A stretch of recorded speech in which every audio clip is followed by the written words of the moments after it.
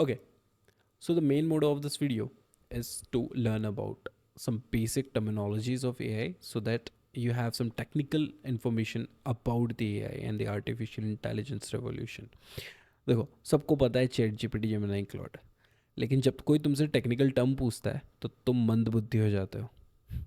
तो आज हम उस चीज़ को क्लियर करेंगे, कुछ टर्म सीखेंगे जैसे एलएलएम किसे कहते हैं, hallucination किसे कहते हैं, पैरामीटर्स, और ऐसी 12 टेक्निकल टर्म्स हम डिस्कस करेंगे, राइट।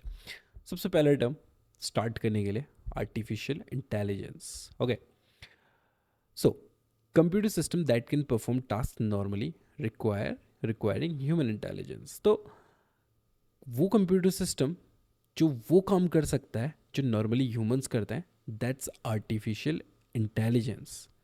समझे? मतलब कि हम जो ह्यूमन जिस टास्क को परफॉर्म करते हैं, अगर सेम हमें रेप्लिकेट कर दे कोई मशीन, तो हम उसे एक आर्टिफिशियल इंटेलिजेंस कहेंगे। एग्जाम्पल के लिए तुमने नेटफ्लिक्स देखा होगा, तो वो आपको मूवी सजेस्ट करता है, दैट्स एआई, राइट। इंस्टाग्राम के फिल्टर्स जो कि परफेक्टली तुम्हारे फेस पे फिट बैठ जाता है, दैट्स एआई टू। उसके बाद गूगल ट्रांसलेट, आप किसी भी लैंग्वेज पे अगर ट्रांसलेट करना है तो वो बहुत परफेक्टली ट्रांसलेट करता है, दैट्स इवन एआई। और तुम्हारे फ़ोन का कैमरा फेस डिटेक्ट करता है, that's also an AI. Okay, moving to the next term, machine learning. ठीक है, तो एआई ऑलरेडी हर जगह है, बस हम नोटिस नहीं करते हैं।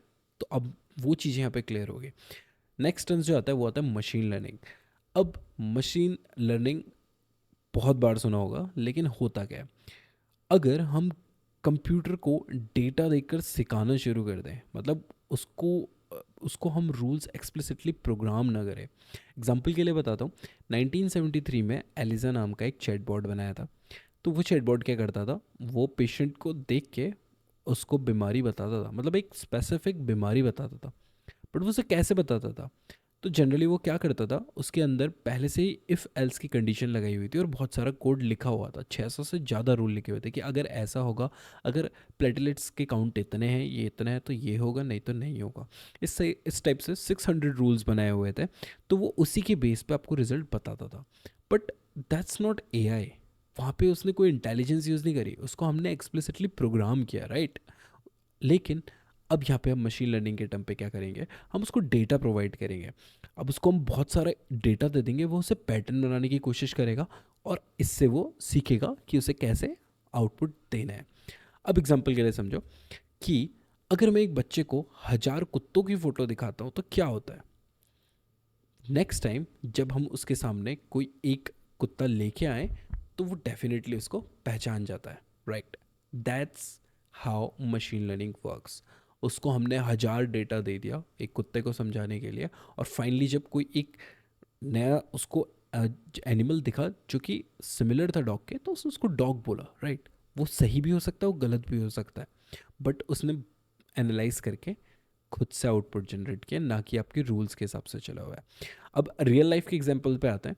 तो जैसे तुमने देखा होगा जीमेल, जीमेल क्या करता है, स्पैम डिटेक्ट करता है, राइट। तो वो स्पैम कैसे डिटेक्ट कर रहा है, क्या उसके अंदर कोड लिखा हुआ है कि अगर ऐसे ऐसे वर्ड आए तो उसको स्पैम कहेंगे? नहीं, हमने उस पर कोई कंडीशन नहीं लिखी, क्योंकि स्पैम अलग अलग तरीके से आ सकते हैं, लेकिन वो फिर भी 90% स्कैन को स्पैम्स को डिटेक्ट कर लेता है। पर ये कैसे करता है, that's ML, that's machine learning. और इसी मशीन लर्निंग से अभी तुम देख रहे होगे एयरटेल में कॉल आने से पहले ही आपको बता देता है कि ये फ्रॉड है, दैट्स एमएल का सेकंड पार्ट एआई। तो एआई भी एमएल से ही बनी है, तो this machine learning key thing. तो जीमेल में स्पैम डिटेक्ट करना, आपका स्पॉटिफाई आपको आपके टेस्ट के अकॉर्डिंग म्यूजिक सजेस्ट कर देता है, वो कैसे करता है, दैट्स एमएल, क्योंकि वो आपके डेटा पे ट्रेन हुआ है। सेम अमेजोन, अमेजोन आपको वही प्रोडक्ट रिकमेंड करता है जिसकी ज़रूरत होती है, दैट्स एमएल, राइट।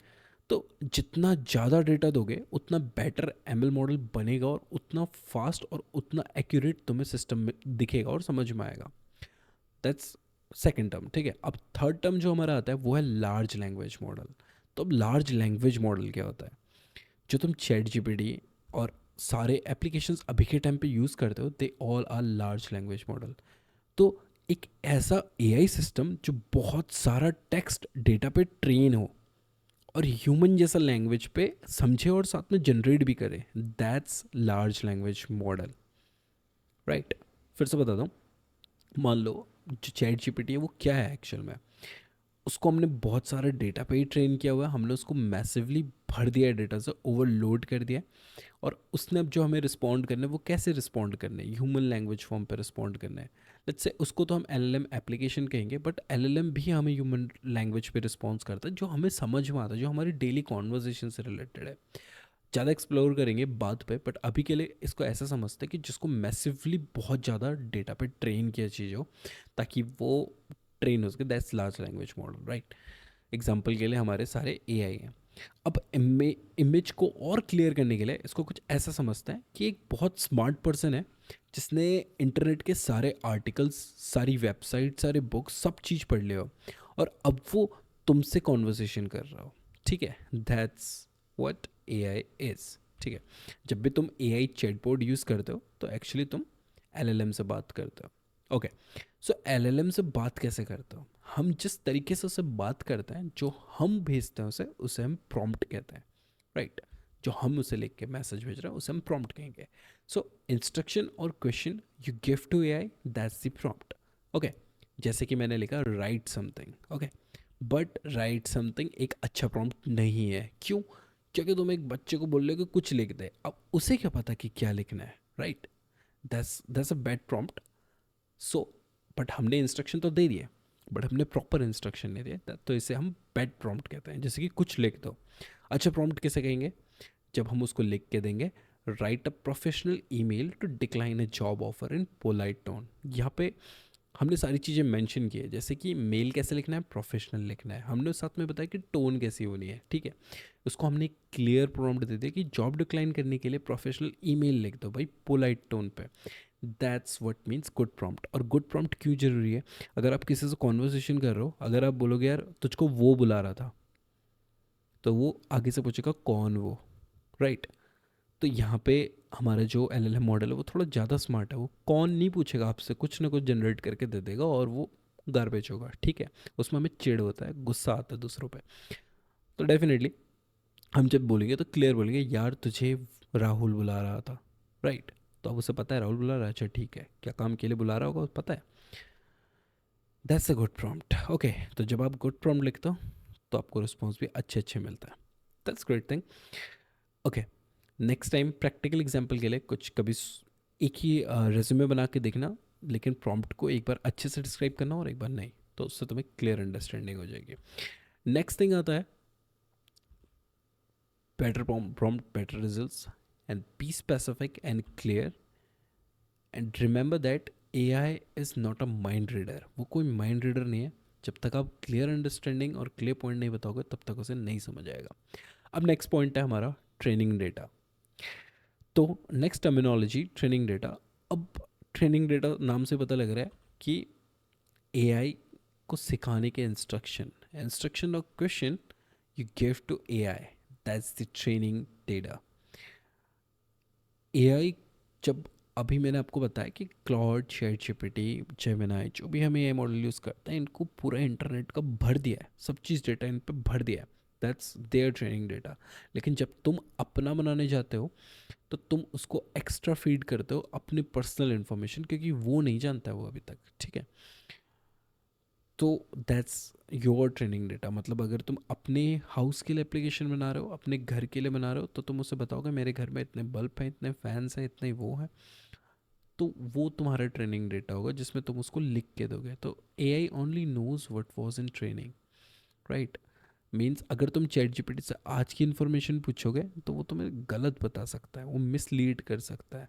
इसलिए तुम्हें ट्रेनिंग डेटा टर्म्स का भी पता होना चाहिए। तो next time if someone says कि भाई चैट जीपीटी ने मुझे गलत रिस्पॉन्स किया, तो यू नो कि भाई उसका जो ट्रेनिंग डेटा है वो लास्ट जुलाई 2025 तक ही था। तो अभी अगस्त चल रहा है और सितंबर चलने वाला है, तो उसके आगे की इन्फॉर्मेशन उसे नहीं पता होगी अनटिल एंड अनलेस वो वेब पे सर्च करे, राइट। तो अभी के लिए इतना इंपॉर्टेंट है। अब नेक्स्ट टर्म आता है हेलुसिनेशन, ठीक है। तो हेलुसिनेशन क्या होता है? ये टर्म सबसे डेंजरस है। मतलब ये जानना बहुत ज़रूरी है, क्योंकि जब एआई गलत इन्फॉर्मेशन कॉन्फिडेंटली देता है, दैट्स व्हाट हेलुसिनेशन मीन्स। वो आपको फेक रिसर्च पेपर बना के दे सकता है, राइट।